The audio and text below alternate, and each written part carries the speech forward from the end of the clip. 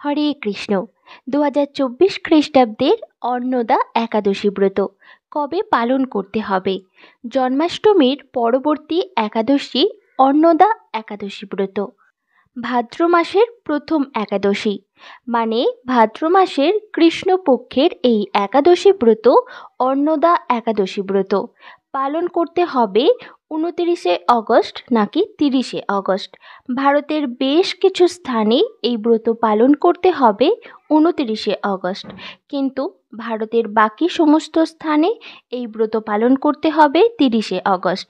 30শে August যে সমস্ত স্থানে ব্রত পালন করতে হবে তার কারণ হলো পক্ষবর্ধিনী মহা দ্বাদশী যুক্ত রয়েছে, তাই 30শে অগস্ট এই অন্নদা একাদশী ব্রত সেই সকল স্থানে পালন করতে হবে। তাহলে দেখে নিন কোন কোন স্থানে 29শে অগস্ট ব্রত এবং কোন স্থানে 30শে অগস্ট ব্রত। যে সকল স্থানে 29শে অগস্ট বৃহস্পতিবার ব্রত পালন করতে হবে সেগুলি হলো বাংলাদেশ, ভারতের পশ্চিমবঙ্গ, শিলং মেঘালয়, গৌহাটি আসাম, মণিপুর মিজোরাম, সিকিম, আগরতলা ত্রিপুরা, নাগাল্যান্ড, অরুণাচল প্রদেশ, আন্দামান নিকোবর দ্বীপপুঞ্জ। ভারতের এই সকল স্থানে 29শে অগস্ট বৃহস্পতিবার ব্রত। ভারতের যে সকল স্থানে 30শে অগস্ট শুক্রবার ব্রত পালন করতে হবে সেগুলি হলো ভারতের দিল্লি, উত্তরপ্রদেশ, মধ্যপ্রদেশ, বৃন্দাবন, মুম্বাই, পুনে মহারাষ্ট্র, চেন্নাই তামিলনাড়ু, ভুবনেশ্বর ওড়িশা, বিহার ঝাড়খণ্ড, ছত্তিশগড়, ব্যাঙ্গালোর কর্ণাটক, হায়দ্রাবাদ তেলেঙ্গানা, গুজরাট রাজস্থান, পাঞ্জাব কেরালা, হরিয়ানা, গোয়া, বিশাখাপত্তনম অন্ধ্রপ্রদেশ, হিমাচল প্রদেশ, উত্তরাখণ্ড, জম্মু কাশ্মীর। এই সকল স্থানে 30শে অগস্ট শুক্রবার ব্রত পালন করতে হবে, কারণ পক্ষবর্ধিনী মহা দ্বাদশী যুক্ত রয়েছে এই সকল স্থানে। একাদশী ব্রত কিভাবে পালন করবেন? একাদশীর আগের দিন, একাদশীর দিন এবং একাদশীর পর দিন, এই 3 দিনই আমিষ আহার সম্পূর্ণ নিষিদ্ধ। একাদশীর আগের দিন যতটা সম্ভব রাত্রি 1টার মধ্যে খাবার গ্রহণ করে দন্তমাঞ্জন করে নেবেন এবং একাদশীর দিন ভোরে শয্যা ত্যাগ করে শুচিশুদ্ধ হয়ে শ্রীহরির মঙ্গল আরতিতে অংশগ্রহণ করবেন। শ্রীহরির পাদপদ্মে প্রার্থনা করবেন, হে শ্রীকৃষ্ণ, আজ যেন এই মঙ্গলময় পবিত্র একাদশী সুন্দরভাবে পালন করতে পারি, আপনি আমাকে কৃপা করুন। এবং ভগবানের চরণে তুলসীপত্র পুষ্প অর্পণ করে সংকল্প করবেন, সংকল্প মন্ত্র উচ্চারণ করে। সংকল্প মন্ত্র এই ভিডিওর স্ক্রিনে দেওয়া হলো। এবং একাদশীতে শস্য মধ্যে সমস্ত পাপ অবস্থান করে, তাই চাল ডাল আটা ময়দা সুজি সরিষা আদি জাতীয় খাদ্যদ্রব্য একাদশী দিনে বর্জন করা উচিত। নির্জলা উপবাসে অসমর্থ ব্যক্তি জল দুধ ফল মূল এমনকি আলু পেঁপে কলা ঘিয়ে বা বাদাম তেল অথবা সূর্যমুখী তেলে রান্না অনুকল্প প্রসাদ রূপে গ্রহণ করতে পারেন। রবি শস্য যেমন ধান গম ভুট্টা ডাল ও সরিষা ও সয়াবিন তেল অবশ্যই বর্জনীয়। মহা দ্বাদশীর আগমন হলে একাদশীর উপবাস ব্রতটি মহা দ্বাদশীতেই করতে হয়, তাই এই অন্নদা একাদশী ব্রত কিছু কিছু স্থানে 30শে অগস্ট পালন করা হচ্ছে। একাদশীর দিন অবশ্যই তুলসী দেবীর সেবা পূজা করুন, তুলসী দেবীকে জল সিঞ্চন করুন, আরতি করুন এবং সধবা মায়েরাও এই একাদশী ব্রত অবশ্যই পালন করবেন। গঙ্গা স্নানে যেমন সবার অধিকার আছে, তেমনি একাদশী ব্রতের অধিকারীও সকলেই। শাস্ত্রে বিধবা সধবা সকলের জন্যই একাদশী ব্রত পালনের নির্দেশ দেওয়া হয়েছে। যারা সধবার একাদশী পছন্দ করেন না, শাস্ত্রে তাদের বিষ্ণুদ্রোহী বলা হয়েছে। এবং একাদশীর দিন অবশ্যই নির্দিষ্ট একাদশী ব্রত মাহাত্ম্যটি পাঠ বা শ্রবণ করবেন এবং তার সাথেই পক্ষবর্ধিনী মহা দ্বাদশী যেহেতু যুক্ত রয়েছে, তাই পক্ষবর্ধিনী মহা দ্বাদশী ব্রত মাহাত্ম্য এই ভিডিওতে প্রদান করা হবে। প্রথমেই শ্রবণ করুন অন্নদা একাদশী ব্রত মাহাত্ম্য কথা। এই ভাদ্রবতী কৃষ্ণপক্ষিয়া অন্নদা একাদশীর মাহাত্ম্য ব্রহ্মবৈবর্ত পুরাণে বর্ণনা করা হয়েছে। মহারাজ যুধিষ্ঠির বললেন, হে কৃষ্ণ, ভাদ্র মাসের কৃষ্ণপক্ষের একাদশীর নাম কি, তা শুনতে আমি অত্যন্ত আগ্রহী। শ্রীকৃষ্ণ বললেন, হে রাজন, আমি সবিস্তারে এই একাদশীর কথা বর্ণনা করছি, আপনি একাগ্র চিত্তে শ্রবণ করুন। ভাদ্রের কৃষ্ণপক্ষিয়া একাদশীকে বলা হয় অন্নদা। এই তিথি সর্বপাপ বিনাশিনী।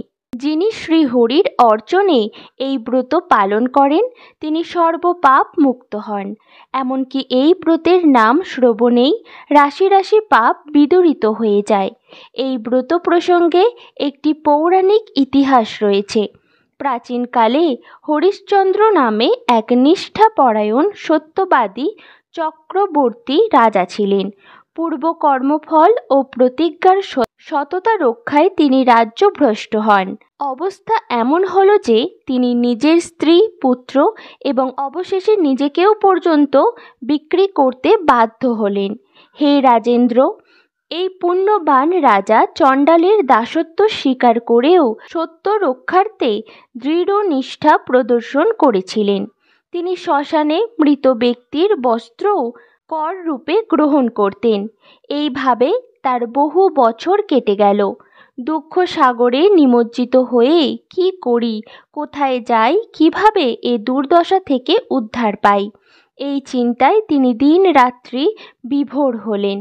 এমন সময় দৈবক্রমে পর দুঃখী গৌতম ঋষি তার কাছে এলেন। রাজা মুনিকে দর্শন করে ভক্তি ভরে প্রণাম করলেন। করজোড়ে তার সামনে দাঁড়িয়ে একে একে নিজের সমস্ত কথা জানালেন। রাজার দুঃখের কথা শুনে মুনিবর বিস্ময়াপন্ন হলেন। অত্যন্ত ব্যথিত হয়ে তিনি বললেন, হে রাজন, ভাদ্র মাসে কৃষ্ণপক্ষের একাদশী অন্নদা নামে জগতে প্রসিদ্ধ। আপনি এই ব্রত পালন করুন। এই ব্রত প্রভাবে আপনার সমস্ত পাপের বিনাশ হবে। আপনার ভাগ্যবশত আগামী 7 দিন পরেই এই তিথির আবির্ভাব হবে।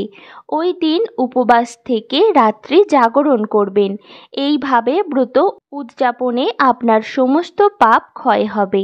হে রাজন, আপনার পূর্ণ প্রভাবে আমি এখানে এসেছি জানবেন। এই কথা বলে গৌতম মুনি অন্তর্হিত হলেন। ঋষিবরের উপদেশ মতো তিনি শ্রদ্ধা সহকারে সেই ব্রত পালন করলেন। তার ফলে তার সমস্ত পাপ দূর হলো। হে মহারাজ, এই ব্রতের প্রভাব শ্রবণ করুন। যথাবিধি এই ব্রত পালনে বহু বছরের দুঃখ ভোগের অবসান হয়। ব্রতের প্রভাবে রাজা হরিশ্চন্দ্রের সকল দুঃখ সমাপ্ত হলো। পুনরায় তিনি স্ত্রীকে ফিরে পেলেন এবং তার মৃত পুত্র জীবিত হলো। আকাশ থেকে দেবগণ দুন্দুভি বাদ্য ও পুষ্প বর্ষণ করতে লাগলেন। নিষ্কণ্টক রাজ্য সুখ ভোগ করে অবশেষে আত্মীয় স্বজন ও নগরবাসী সহ স্বর্গে গমন করলেন। যে মানুষ নিষ্ঠা সহকারে এই ব্রত পালন করেন তিনি শ্রী হরিচরণে ভক্তি লাভ করে অবশেষে দিব্যধামে গমন করেন।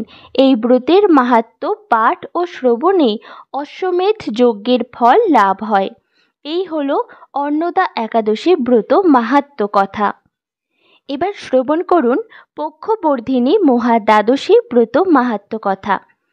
অমাবস্যা কিংবা পূর্ণিমা সম্পূর্ণ হয়ে প্রতি পদে কিছুমাত্র থাকলে তার পূর্বের দ্বাদশী তিথির নাম পক্ষবর্ধিনী। এই অবস্থায় একাদশীর দিন উপবাস না করে দ্বাদশীতেই উপবাস করতে হয়।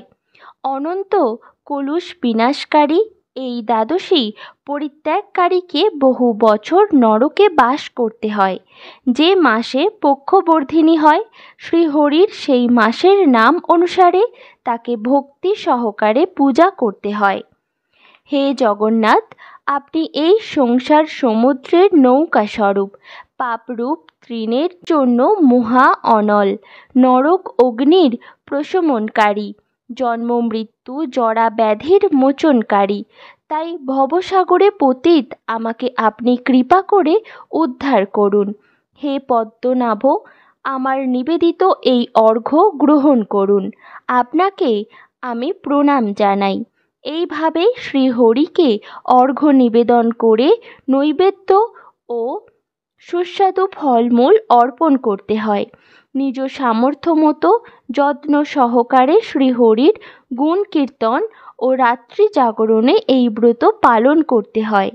এই ব্রত পালনে 10,000 অশ্বমেধ যজ্ঞের ফল লাভ হয়ে থাকে। এই হলো পক্ষবর্ধিনী মহাদ্বাদশী ব্রত মাহাত্ম্য কথা। একাদশীর দিনই পালন হবে একাদশী ও দ্বাদশী দুই ব্রতই। একাদশীতে গায়ে তেল মাখা, সাবান মাখা, পরনিন্দা, পরচর্চা, মিথ্যা ভাষণ, ক্রোধ, দিবানিদ্রা, সাংসারিক আলাপাদি বর্জনীয়। এই দিন গঙ্গা আদি তীর্থে স্নান করতে হয়। যদি তা সম্ভব না হয় তাহলে নিজের বাড়িতেই স্নান করার সময় 3 বার গঙ্গা গঙ্গা গঙ্গা উচ্চারণ করে স্নান করতে হয়। মন্দির মার্জন, শ্রীহরির পূজার্চনা, স্তব, স্তুতি, গীতা, ভাগবত পাঠ আলোচনায় বেশি করে সময় অতিবাহিত করতে হয়। এই তিথিতে গোবিন্দের লীলাস্মরণ এবং তার দিব্য নাম শ্রবণ করাই হচ্ছে সর্বোত্তম। শ্রীল প্রভুপাদ ভক্তদের একাদশীতে 25 মালা বা যথেষ্ট সময় পেলে আরও বেশি জপ করার নির্দেশ দিয়েছেন। একাদশীর দিন ক্ষৌর কর্মাদি নিষিদ্ধ। একাদশী ব্রত পালন করে তার পরদিন সময়ের মধ্যে পারণ করবেন। পারণ করবেন কিভাবে? প্রাতঃস্নান সেরে ভগবানের সেবা পূজা করে ভগবানের চরণে তুলসীপত্র অর্পণ করে পারণ মন্ত্র উচ্চারণ করবেন। পারণ মন্ত্র এই ভিডিওর স্ক্রিনে দেওয়া হলো। এবং তারপর শস্য জাতীয় প্রসাদ গ্রহণ করে ব্রত পালন করবেন। পালনের যে সময়সূচি তা এই ভিডিওতে প্রদান করা হচ্ছে, দেখে নিন। 2024 খ্রিস্টাব্দের অন্নদা একাদশী ব্রত পালনের সময়সূচি। যে সকল স্থানে 29শে অগস্ট ব্রত পালন করতে হবে সেই সকল স্থানে 30শে অগস্ট ব্রত পালন করতে হবে। সেগুলি হলো বাংলাদেশ 8টা 21 থেকে 9টা 46, পশ্চিমবঙ্গ 7টা 51 থেকে 9টা 30, শিলং মেঘালয় 7টা 51 থেকে 9টা 15, গৌহাটি আসাম 7টা 51 থেকে 9টা 16, মণিপুর 7টা 51 থেকে 9টা 8, মিজোরাম 7টা 51 থেকে 9টা 12, সিকিম 7টা 51 থেকে 9টা 28, আগরতলা ত্রিপুরা 7টা 51 থেকে 9টা 18, নাগাল্যান্ড 7টা 51 থেকে 9টা 5, অরুণাচল প্রদেশ 7টা 51 থেকে 9টা 3, আন্দামান নিকোবর 7টা 51 থেকে 9টা 15।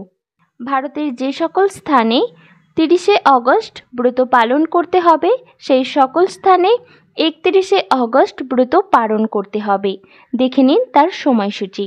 দিল্লি 5টা 59 থেকে 10টা 14, মুম্বাই 6টা 23 থেকে 10টা 33, পুনে 6টা 19 থেকে 10টা 29, নাগপুর 5টা 57 থেকে 10টা 8, চেন্নাই 5টা 57 থেকে 10টা 5, ভুবনেশ্বর ওড়িশা 5টা 30 থেকে 9টা 41, বিহার 5টা 29 থেকে 9টা 42, ঝাড়খণ্ড 5টা 30 থেকে 9টা 42, ছত্তিশগড় 5টা 45 থেকে 9টা 57, বৃন্দাবন 5টা 57 থেকে 10টা 12, ব্যাঙ্গালোর কর্ণাটক 6টা 8 থেকে 10টা 16, হায়দ্রাবাদ তেলেঙ্গানা 6টা 2 থেকে 10টা 11, গুজরাট 6টা 27 থেকে 10টা 39, কেরালা 6টা 15 থেকে 10টা 21, পাঞ্জাব 6টা 4 থেকে 10টা 20, রাজস্থান 6টা 12 থেকে 10টা 26, মধ্যপ্রদেশ 5টা 57 থেকে 10টা 9, উত্তরপ্রদেশ 5টা 45 থেকে 9টা 59, হরিয়ানা 6টা 2 থেকে 10টা 18, বিশাখাপত্তনম অন্ধ্রপ্রদেশ 5টা 42 থেকে 9টা 52, গোয়া 6টা 21 থেকে 10টা 29, হিমাচল প্রদেশ 5টা 56 থেকে 10টা 13, উত্তরাখণ্ড 5টা 49 থেকে 10টা 5, জম্মু কাশ্মীর 6টা 2 থেকে 10টা 19। ভারতের এই সকল স্থানে 30শে অগস্ট ব্রত পালন করবেন। এই হলো 2024 খ্রিস্টাব্দের অন্নদা একাদশী ব্রত পালনের সম্পূর্ণ সময়সূচি। দুর্লভ মানব জীবন লাভ করেও এই ব্রত অনুষ্ঠান না করলে বহু দুঃখে কষ্টে 84 লক্ষ জনই ভ্রমণ করতে হয়। একাদশী তিথি সকলের অভীষ্ট প্রদানকারী। এই ব্রত পালনে সমস্ত প্রকার পাপ বিনষ্ট, সর্ব সৌভাগ্য ও শ্রীকৃষ্ণের প্রীতি বিধান হয়। নারী পুরুষ নির্বিশেষে 8 থেকে 80 বছর বয়স পর্যন্ত যে কোনো ব্যক্তিরই ভক্তি সহকারে পবিত্র একাদশী ব্রত পালন করা কর্তব্য। ভক্তি হচ্ছে ভগবানকে জানার ও ভগবত প্রীতি সাধনের একমাত্র সহজ উপায়। শাস্ত্রে যে 64 প্রকার ভক্তাঙ্গের কথা বলা হয়েছে তার মধ্যে একাদশী ব্রত সর্বোত্তম। শ্রবণ কীর্তন স্মরণ আদি নবধা ভক্তির পরে দশম ভক্তাঙ্গ রূপে একাদশীর স্থান। এই তিথিকে হরিবাসর বলা হয়। তাই ভক্তি লাভেচ্ছু সকলেরই একাদশী ব্রত পালনের পরম উপযোগিতার কথা বিভিন্ন পুরাণে বর্ণিত হয়েছে। তাই ভগবানের সন্তুষ্টি বিধানের জন্য অতি অবশ্যই সকল একাদশী ব্রত পালন করুন। আজকের এই ভিডিও এই পর্যন্তই। সকলে ভালো থাকুন, সুস্থ থাকুন। হরে কৃষ্ণ, রাধে রাধে।